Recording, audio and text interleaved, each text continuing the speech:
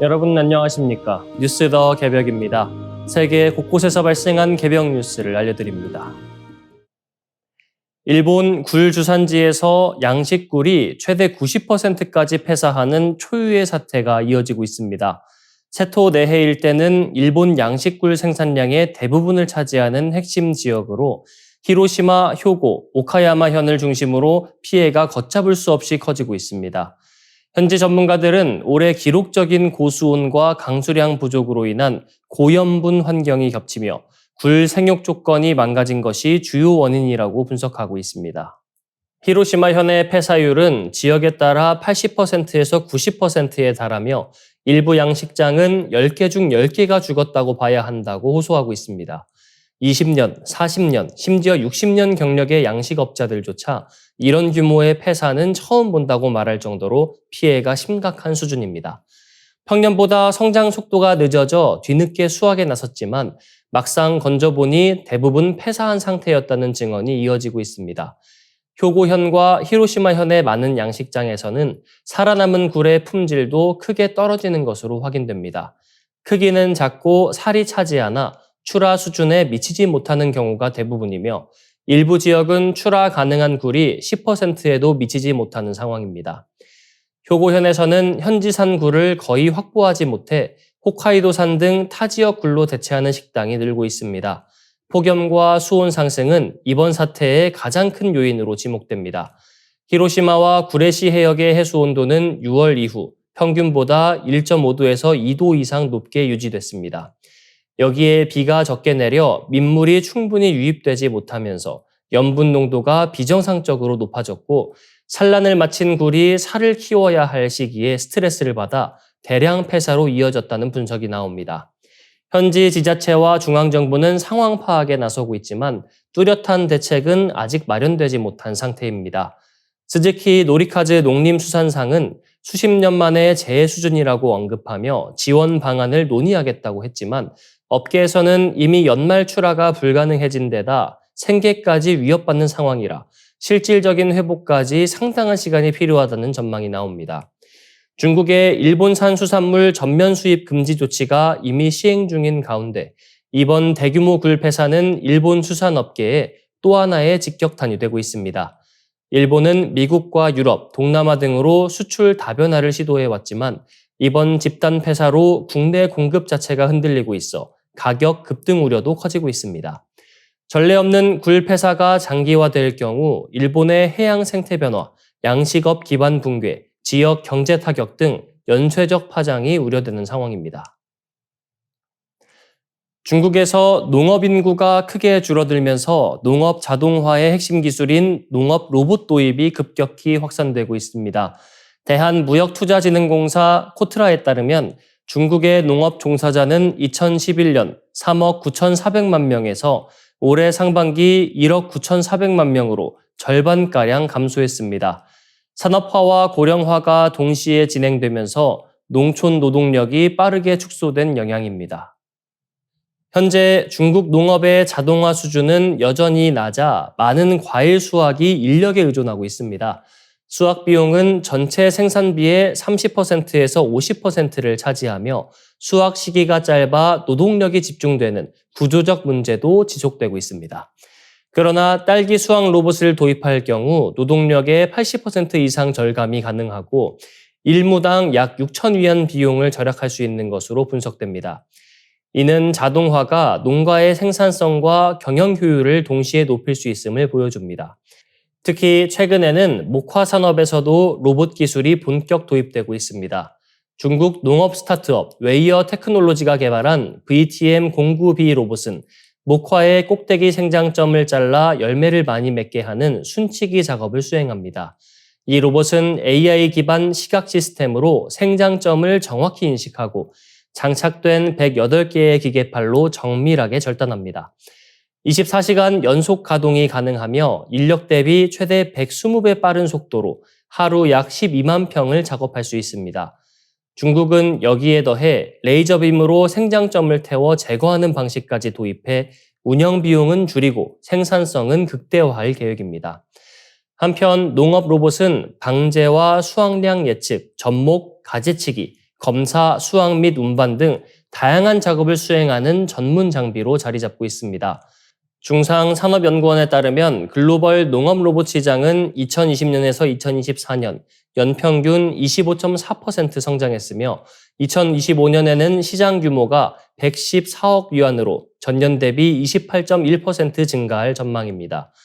중국은 정책, 시장, 기술의 세 가지 동력이 맞물리며 세계에서도 빠른 성장세를 보이고 있습니다. 정부는 스마트 농업 확대를 위해 농기계 구매 보조금, 세제 혜택 등 적극적인 지원책을 펼치고 있으며 이에 따라 농업 로봇 관련 기업 수도 급증하는 추세입니다. 2024년 기준 농업 로봇 관련 신규 등록 기업은 16,700개였고 2025년 상반기에만 13,000개가 새로 등록됐습니다.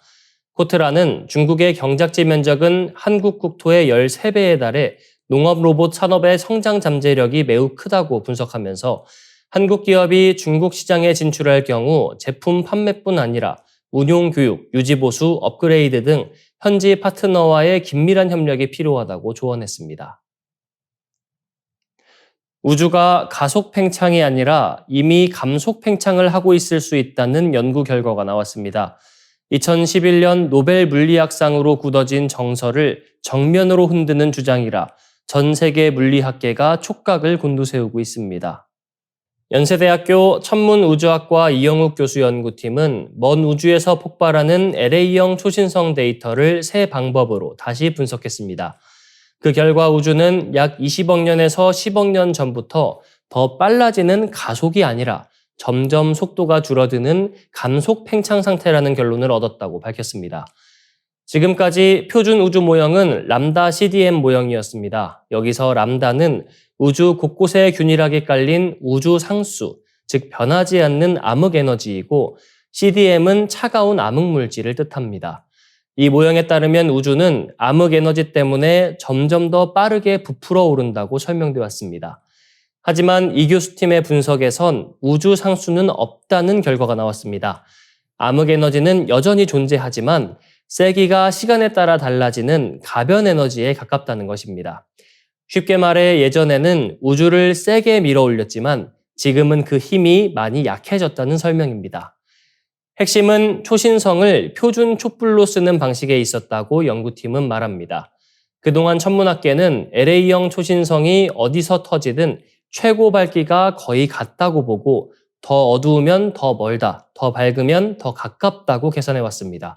그런데 연세대 팀이 따져보니 어떤 나이의 별에서 터졌느냐에 따라 밝기가 체계적으로 달라지는 일종의 나이 효과가 숨겨져 있었다는 것입니다.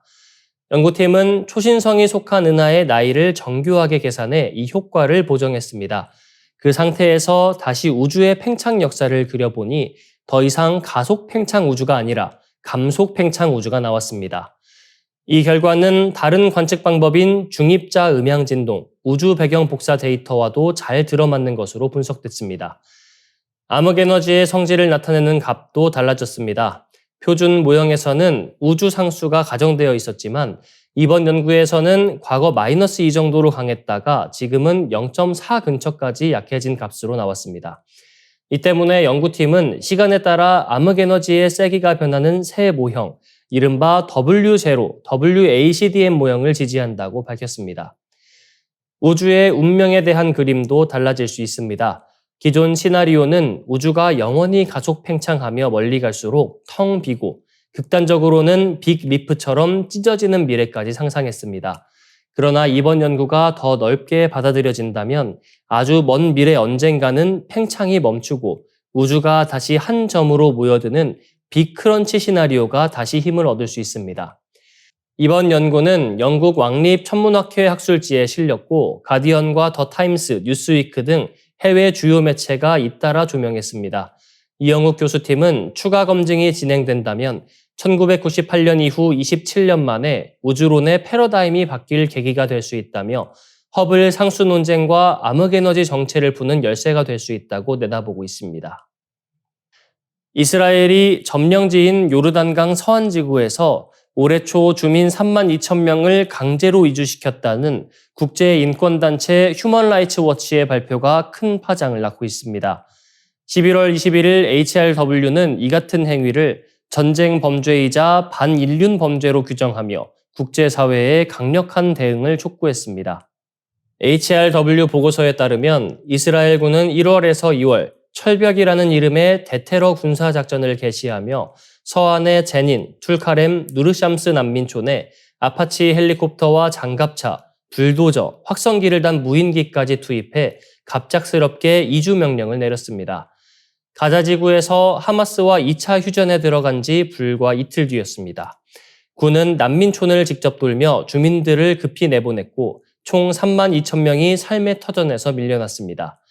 HRW는 이들은 지금도 원래 거처로 돌아갈 수 없는 상태라고 강조했습니다. 현재 이주당한 팔레스타인 주민 상당수는 친지의 집이나 모스크, 학교 같은 공공건물에 임시로 머물고 있습니다. 난민촌은 원래 1950년대 초 이스라엘 건국 과정에서 추방된 팔레스타인 난민을 수용하기 위해 UNRWA가 조성한 곳으로 오랜 세월 생활 기반이 형성된 지역입니다. 유엔이 지난달 위성사진을 분석한 결과 난민촌 3곳에서만 1,460채의 건물이 훼손된 것으로 확인됐습니다. HRW는 하마스의 2023년 공격 이후 이스라엘군은 서안에서 거의 1,000명의 팔레스타인인을 사살했다며 기소 재판 없는 행정구금, 주택 철거, 불법 정착촌 확대 등 구조적인 인권 침해가 이어지고 있다고 지적했습니다. 이어 베냐민 네타냐후 총리와 주요 강요, 군 지휘부 인사를 실명으로 언급하며 각국 정부는 이들에 대한 표적 제재를 부과해야 한다고 요청했습니다.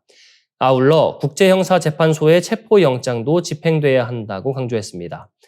이번 HRW의 발표는 고조되는 중동 긴장 속에서 국제사회의 개입 필요성을 재차 부각시키고 있습니다.